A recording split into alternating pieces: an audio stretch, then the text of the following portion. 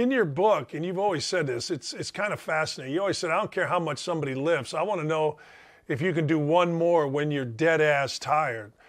I think I read that in your book, and I saw it yesterday. Like, how difficult would it have been for the Cincinnati Bengal defense to get off the field after about an 8-minute drive against Patrick Mahomes, lose the coin toss, and go back onto the field, and now have to defend that offense?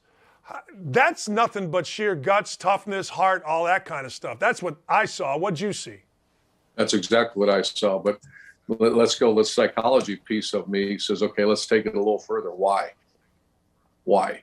Is it for the great city of Cincinnati? Sure. I mean, it's a great place. Is it the Bengals organization? Sure. I mean, that's all good stuff. But we really know why, Dan. You know why? It's for Joe Burrow. There's something in that locker room that has been created by some people, and maybe it's more than Joe. I just don't know exactly what's in that locker room, but it's got to be, as a coach watching that, that's all I was thinking about. Why are they reaching this point of their body is, the most human beings would be shutting her down. They'd be so exhausted. But what is the inspiration behind this? And it's the brotherhood. The greatest inspiration of all is not your paycheck, is not your salary. I disagree with people all the time about, well, I'm in my contract. You're great. You want to really get it and be inspired by the love and ownership of your team. And that's what the Bengals got going right now.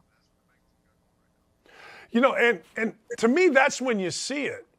Like, Urban, walk me through this, because you've been at, the highest of levels with this.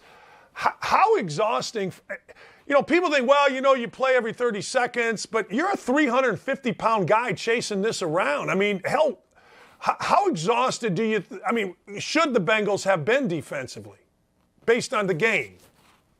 Well, it is exhausting. I remember standing I was invited to go watch the Cleveland Cavaliers when LeBron was there and Kyrie Irving, and they beat the Warriors that year. And I stood right behind the bench there, and I watched these players. I mean, to the point they had to help them get off the chairs to go play in that near the end of the game. I want to say it was game 6, game 5 or 6, I can't remember. And I'm watching these big monsters, and I'm used to it in football, but I was witnessing basketball at its highest level, and they had to help them off the chairs to go play. And then you watch them out there and play, and they find that extra superhuman. And I'm more interested in that. Yes, it's exhausting. And if you are not have that kind of brotherhood and not that inspiration on a team, then yeah, I think that you would show fatigue. But love and ownership overrule fatigue.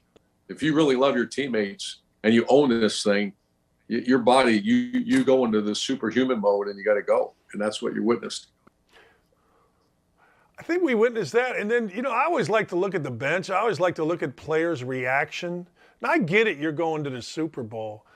But to your point about love and ownership, I swear to God, both Lee and I are sitting there going, wow. Like, I know you're going to the Super Bowl, but it's not only Joe Burrow. It's like, I don't know who the 53rd guy is on the roster, but that dude is not just happy. He's going nuts. And to your point about it's not a paycheck, to your point about, this is about each other.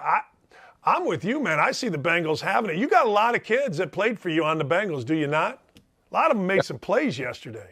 Yes, Sam Hubbard had a great day. Von Bell had a pick. Eli Apple had played his tail off. We had Joe Burrow in there, and I want to say there's one more, but yeah, Isaiah Prince. Isaiah Prince, starting right tackle, and played his tail off. So that's incredible. And I would say for the person, the fan, or even a player that says the reason I did that is for that bonus check I get to go to the Super Bowl for, this is my contract here, then I'd argue with say you really don't understand it. You really have, I'm not trying to be a jerk or arrogant about it, but you've never really been in that locker room. And the first time I was exposed to that when Billy Donovan won his first national championship in Florida, and he invited me in the locker room, and that changed my career. When I saw what I saw, not many people, you played at Indiana. I forget if you won did you win a national title? I was on the staff. No. No, but you're on the staff. I won on the staff. We did. Yeah. And Bill Parcells said Hess, the great legendary coach, and I used to show his video to my teams all the time. He said, the minute you win a championship, it's like a blood transfer for the rest of your life. You guys are brothers. Regardless of what happens to you the rest of your life, you're part of this brotherhood. And notice he didn't say you're going to get a $250,000 bonus, or you're going to, next year you get a good contract, because deep down, sure, that's great, but nothing compared to the brotherhood.